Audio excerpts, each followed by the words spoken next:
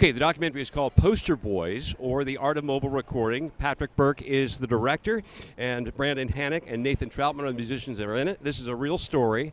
It's a fascinating story of how you guys, to finance recording an album on the road, sold posters to college kids. Is that it?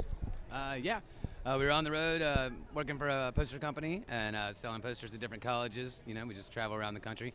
Decided to make a mobile album, you know, an album on the road with just a studio and a suitcase, and find different college kids to play on it, you know, talented college kids. And we did run into a bunch of different ones, and it turned out really great.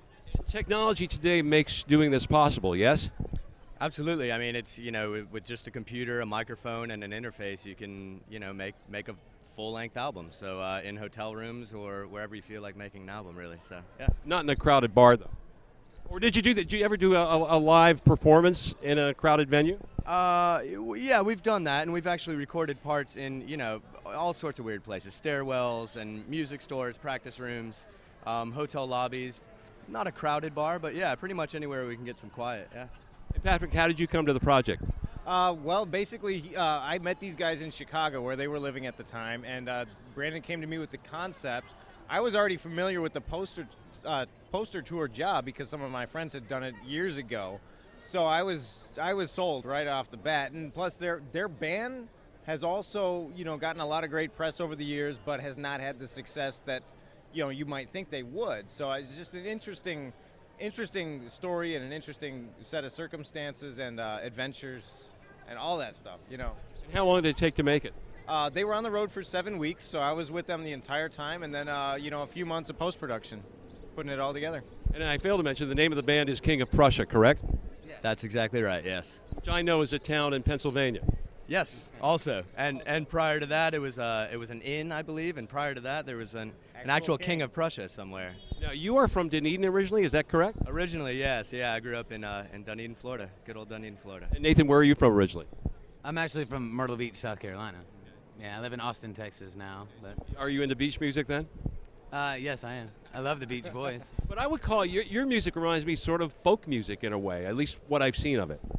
Yeah, I mean, there's some folk elements, but, you know, we try to mix it up with instrumentation, different arrangements, strings, trumpets, basically anything we can get our hands on. So, yeah. So folky, but also psychedelic, and, you know, we get weird with it, and, you know, folk, rock, country, pretty much everything in between. I would be remiss if I didn't ask you all for your impressions of the Gasparilla International Film Festival, what your experience has been like, what you think of it.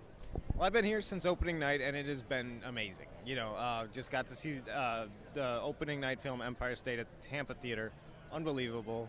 And just the staff, the volunteers, everyone has just been terrific and very friendly and just welcoming. You know. And this has been a homecoming for you, so it's kind of cool to do that.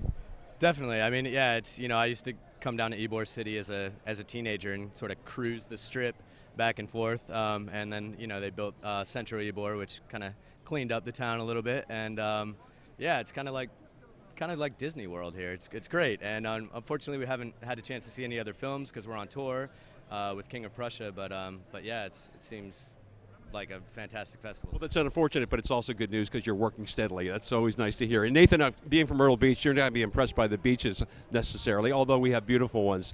But your experience here in Tampa so far? Yeah, well, I mean, I haven't been to Tampa in a while. Tampa kind of reminds me of Myrtle Beach a little bit, to tell you the truth, like Ybor City and stuff like this. So it's nice to be back here, and, you know, we've been on tour. We've been up north, and it's been cold. It's nice to be back down in the tropical weather and everything. It was really cool to see the movie on the big screen, and we're looking forward to playing the party tonight, and it's just going to be a great fun. I can't wait. We're all looking forward to that. Gentlemen, thank you all for chatting with us, and welcome to Tampa, or welcome home. Thanks.